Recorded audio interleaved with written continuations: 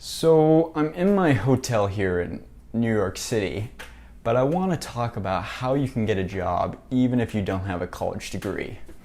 And I'm going to tell you something that nobody teaches you in school.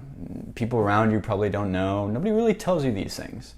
But you can get a good job even without a college degree. And I don't mean a job where you have to stand on your feet for 6-8 hours. No. A job where you don't have to ask permission to go to the bathroom. A job where you don't have a mandatory 30-minute lunch break where you go into some gray 6 by 6 foot room and sadly eat your lunch while staring at your phone. No, forget those jobs. Those jobs suck. How can you get like a decent job without a college degree? And the secret is, well, there's two secrets. Here's the ways that money is created. The first way, the simplest way to get a job is to trade on your labor, your kind of human labor capital. It's a simple input-output equation. You give a company your time, and the company tells you what to do with your time, and then they pay you accordingly. So, an American Eagle, you say, hey, American Eagle, I'll give you 8 hours of my day, and American Eagle says, great, go hang these shirts. And because you're just hanging shirts, you're just trading your body, your human capital, you're paid kind of minimum wage. Same thing with ringing up food at McDonald's or hauling lumber at Lowe's. You're trading on your human capital, and you're not rewarded very much for it. Now, that's not to say you're not working hard. You're definitely working hard. My first job ever was at McDonald's. And besides learning that, man, this job sucks, I never want to work at this job forever, I don't know how people do it, I learned an even more important lesson, which is that how hard you work has no correlation to how much money you make. That working hard has no bearings on how much money you make. I mean, it's a hard concept for some people to believe, especially those that make a lot of money, because they like to think, oh, I work really hard. And that's true. You probably do work really hard if you make a lot of money. But there are thousands, if not hundreds of thousands of people working very hard that are definitely not paid what they're worth. The second secret is to trade on your mind, is use your mental capital. And that rather than just trading on your bodies, your human capital, you trade on your mental capital.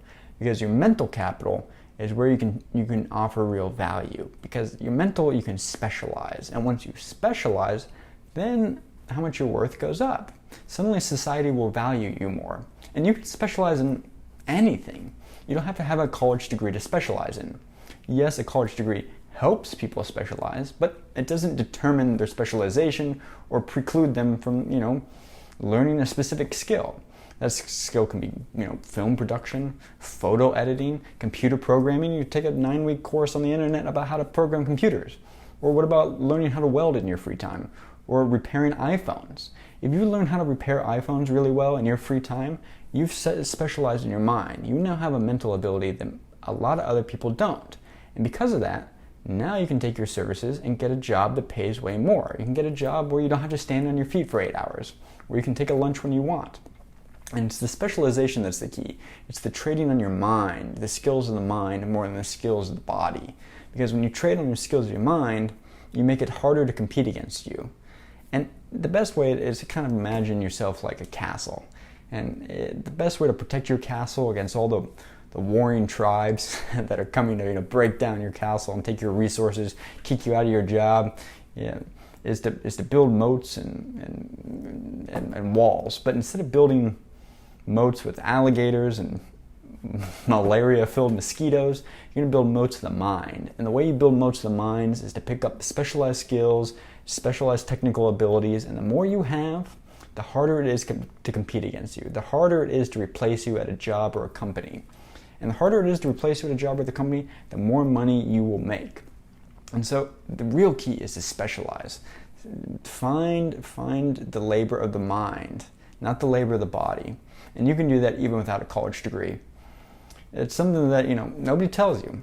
People think that you got to go to college because that's where you're going to be a doctor or a lawyer. And that's true. Doctors and lawyers are a form of, mental, labor. They're trading on their mind, the capital of their mind. But you don't need a college degree to do that. Society will take plenty of people that have capital in mind that offers a select value in society that other people don't have and pay them way more money than they otherwise would make.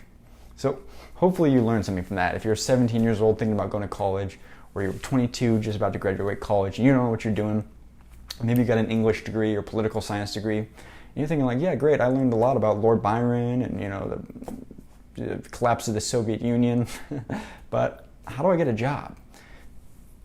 Use your mental capital. Specialize in skills.